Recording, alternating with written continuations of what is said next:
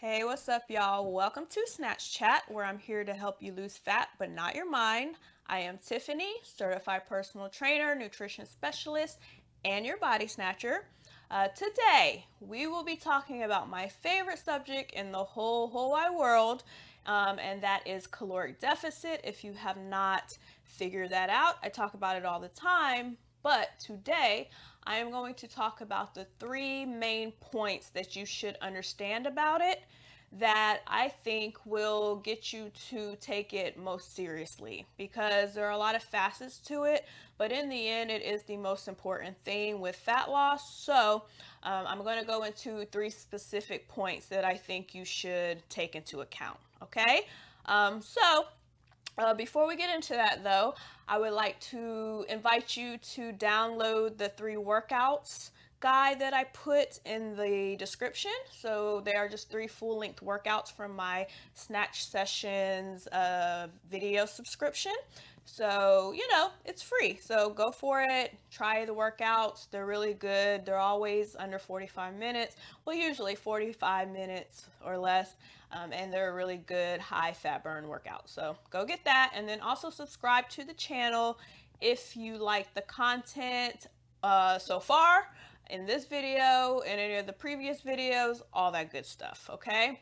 And then I guess before we get into the topic, I do like to just do my quick reminder that this is a chat.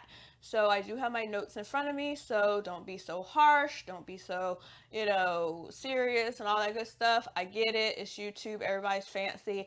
I'm not there yet, okay?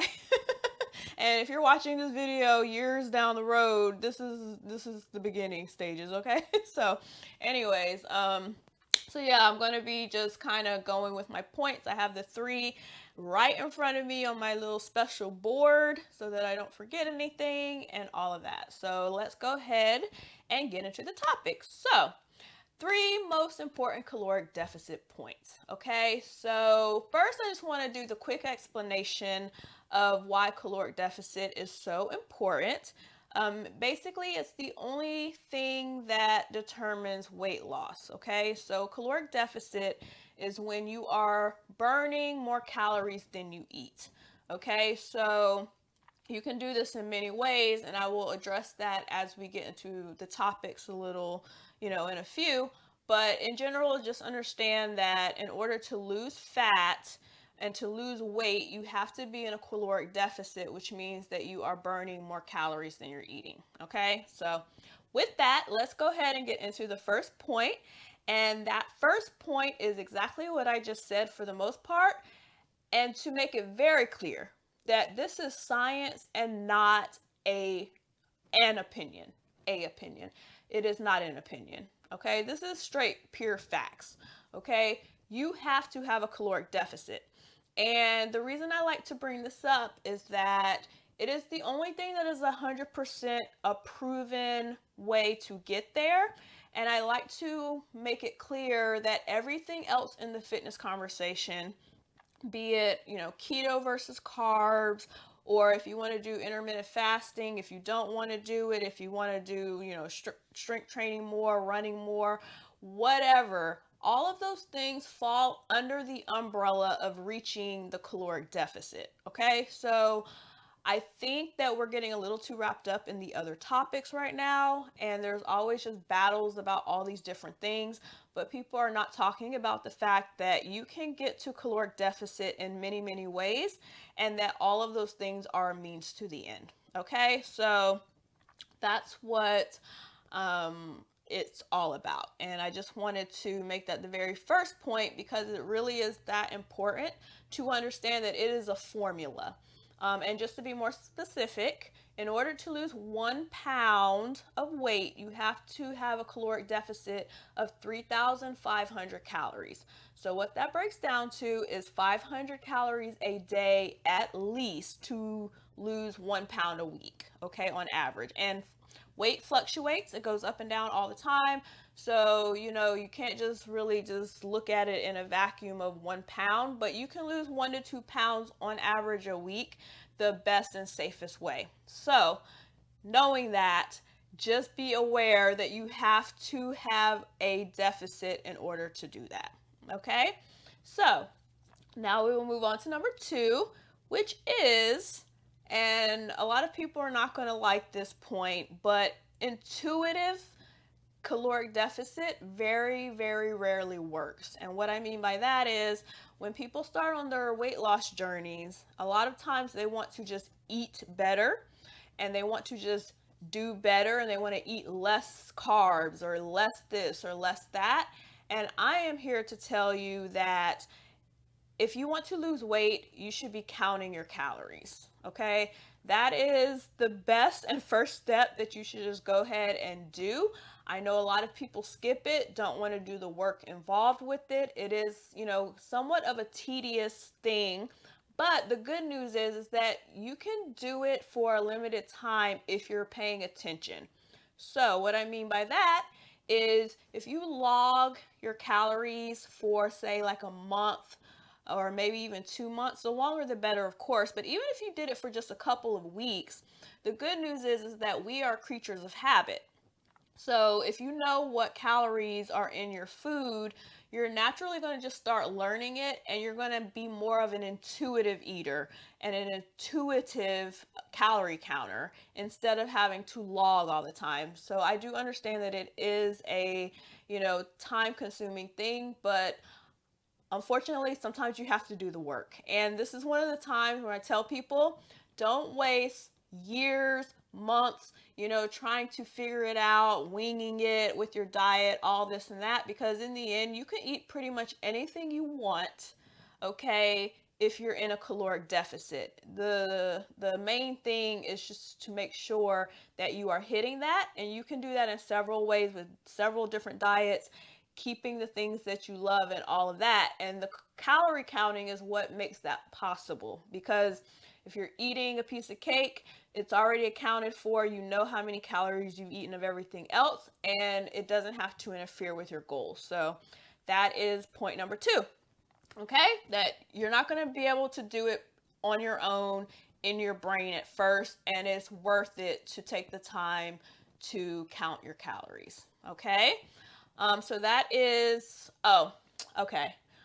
I did put this as a point, okay, for number 2, which I just peeped on my board. Okay, and this is an unpopular theory that I have. I don't know if it's unpopular, but I think it would theoretically be unpopular. But I have a theory, and I like to explain that fitness is partially a talent. So, what I mean is that some people will be able to be a little bit more intuitive faster than others. So, a lot of people will cite their friend or someone they know or, whatever they'll look on social media and they'll find someone who did it fast and did it the right way and did it instinctively. And I'm here to tell you that that is the exception to the rule. And most people have to play by the rule book of actually taking the time to log calories and to learn the best way to do things. Okay, that is just the truth of the matter. And so, just because your friend was able to just start eating better and she just could instinctively, figure out how many calories were in things, that doesn't mean that you're going to be able to do it too. So, do not rely on having a talent, okay? It's one of those things where, things can be harnessed. You can teach yourself things. You can get better at things, but that comes with learning. It's just like a natural talent of writing or a natural talent of anything else. Fitness is partially like that, okay? Some people can pick it up right away, and some people it takes a lot of time. So, that being said, if you are one of those people that have been struggling a little while, the truth is you need to be starting on the calorie counting, because that is going to be the thing that actually gets you to the promised land. Okay, so that was just a little sidebar, but I wrote the point because I wanted to make that point, because I think too many people are obsessed with other people's paths and not their own. So stay in your lane. Okay, stay in your lane. And by lane, I mean your beautiful, wonderful personal lane. Okay, it's just your lane. So do what's best for you, and that is counting calories. Okay, so number 3 is the good news, okay, about all of this, because I've gone into how it's tedious and all of these things. But the good news is that once you can accept that caloric deficit is the law of the land, you gain a lot of freedom.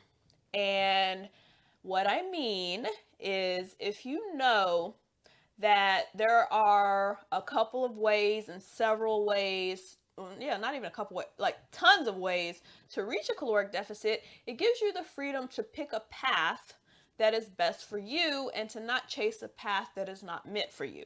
Okay, so um, there's two ways you can get to a caloric deficit, and that is to burn more calories or to eat less calories. And we all have the option to lean towards one or the other or do a complete combination of the two. So, in the case of me, I happen to really love working out. I do. So that affords me to be able to eat pretty much the things I want for the most part, as long as I'm staying in a deficit. And the reason I can do that is I'm willing to burn more calories with the exercise than, doing less with my food. So, if you're a person who says that you don't have a lot of time, you can only get a couple workouts in a week, that means you may have to sacrifice more on the calories that you eat. But once you know that you can do it either way, you can sway at any time to any extreme. So, the way you would have to do this is to know how many calories you're burning and how many calories that you're actually, eating. So, and I'm going to get into tools in another video, probably the next one, on what tools are best for really figuring out your deficit. So I'll do that when it comes. But just for now, I'm just making the point that once you know that you can either do it through exercise or through eating, it becomes easier to pick a path that works. Okay, so I think that is one of the best things about fitness. And even though people are very, strong about their opinion and their path and what they've chosen to do, there is a lot of options available for you to pick the path that will work for you. Okay, so that is point number 3. So just as a recap, I'll just go through them.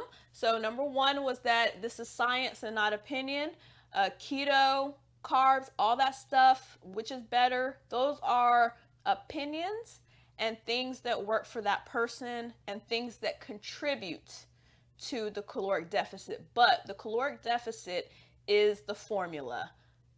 3,500 calories to burn 1 pound of fat. Okay? Number 2, intuitive calorie deficit does not work for most people. It is what it is. It's the reason why most people can't just start a diet and succeed the first time. Most people, it takes them months, sometimes even years to get it right. It is because we don't intuitively know things, okay? It's partially a talent. Some people are better at picking it up than others, but you have to count calories in the beginning at least. I still even count my calories at times. There are times when I see that I'm getting loose or something's not going right with my composition or something like that, and I will go back to counting calories for everything that I put into my body. And that usually will put me right on path to getting back to my goals. So it is really that effective. If someone, who has considered themselves an expert like I do, or not consider, I am, but yeah, I am. But if I need to do it every now and then you for sure need to do it in the beginning of your process, okay? And then the last one was that you get a lot of freedom knowing this, and that if you can just grasp and accept that it's the number one thing and the most important thing, okay, you will be freed because you know that you can exercise more, eat better, do a combination, whatever you want, but you know that there are options in your path, okay? So those are the 3 points. So the action that I would give you for today is first to acknowledge if you have a grasp. think about how long you've been trying to lose weight. Have you been paying attention to caloric deficit? Have you ever even thought about it really? Or have you been more caught up in all these other fitness conversations about, high carb diets? And have you just been looking at how much sugar things has? Because sugar isn't the problem, it's really the calories.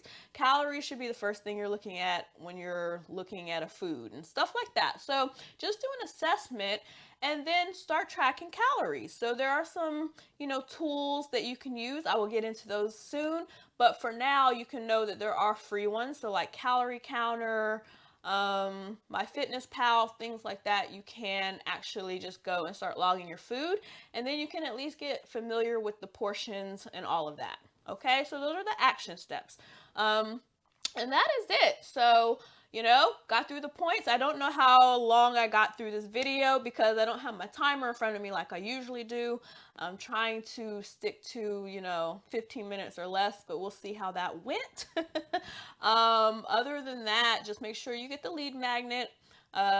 Great workouts. Always a good thing. I also sprinkle in some nutrition tips in there and some mentality stuff as well. So, go get that. And then also subscribe, support your girl, all that good stuff. So that's it. I made it through. Hopefully you'll take caloric deficit seriously. Like I said, next time I'm going to get into the actual tools you'll need to better count your calories and what will make the process seem more seamless and easy.